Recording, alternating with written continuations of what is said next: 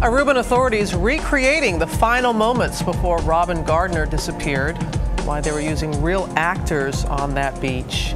And we're also going to talk to Gary Giordano's new attorney, Jose Baez. You remember him. That's coming up on Good Morning America. That is coming right up. Also ahead, we have more on that mansion murder mystery we've been covering out of San Diego. Brand new development only on GMA this morning. The boyfriend, you see him right there, of the woman who died, has now written a letter to investigators asking them to re-examine all of the evidence in this case. We're going to bring you to that. Bring that to you in just a few minutes. So bizarre. And on a much lighter note, Dancing with the Stars, a lot of people buzzing about that. And the Muppets from Sesame Street taking over Times Square. I guess Grover does do windows.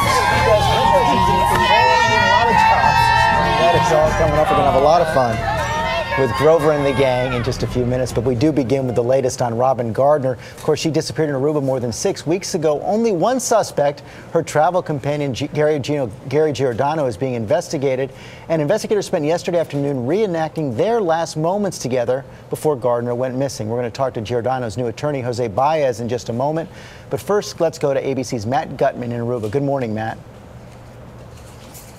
Hey, good morning to you, George. Well, investigators spent about an hour at this rocky beach trying to go through various scenarios of what they think might have happened. Now, at some point, they believe Giordano and Gardner went snorkeling in the water over here. But before that, Robin tried to go out towards the beach. She cut her foot on this rock.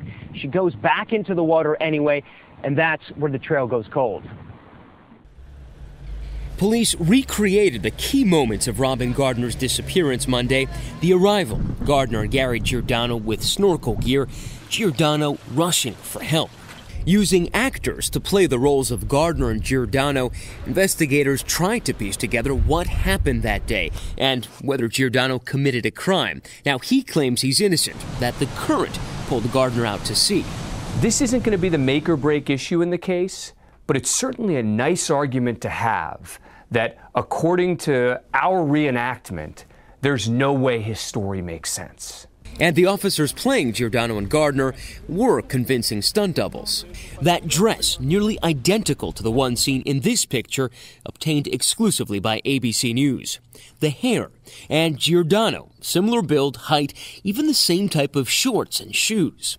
For 2.5 hours, some 40 officers, investigators, and attorneys ran through various scenarios, parking the white RAV4 next to the Rum Reef restaurant where these last pictures of Gardner were taken. The two of them getting out. There, they walked down towards the beach. In these exclusive images, you can see the actors pulling on snorkel and fins and splashing into the water. Then they recreate Giordano's dash for help. Except in this surveillance video, Giordano isn't running, he's walking, something that caused investigators to suspect him from the start. Though he insists he caused Gardner no harm, Giordano was arrested 3 days after Gardner disappeared. Now, there's a good chance that Giordano may never face a trial here in Aruba, George, but we are learning that tomorrow a federal grand jury is convening in Maryland, and Giordano could see charges and indictment in the U.S.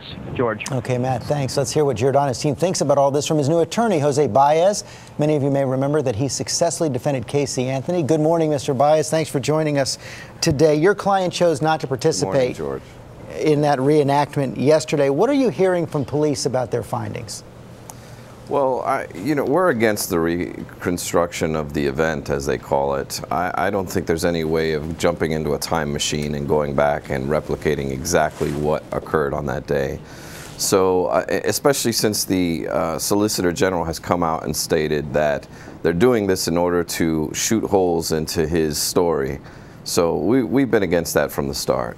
You've been against it, and you did choose not to participate. But why did you choose to take this case in the first place? Are you convinced Gary Giordano is innocent?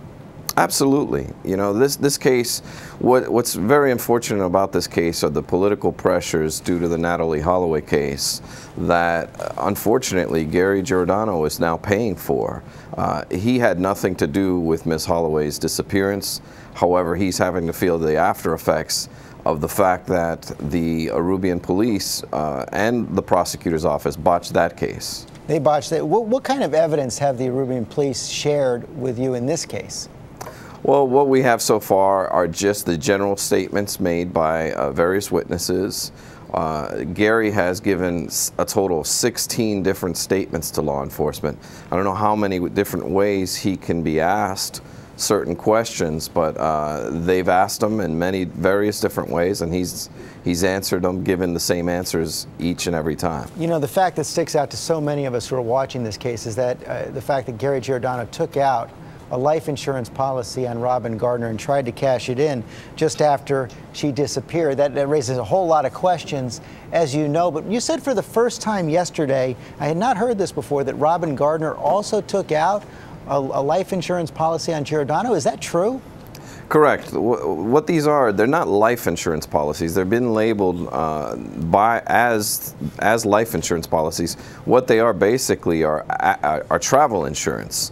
Every time Mr. Giordano has traveled this year, whether it's been with Robin Gardner or with other individuals, he in fact had another companion that he traveled with and got the same travel insurance on.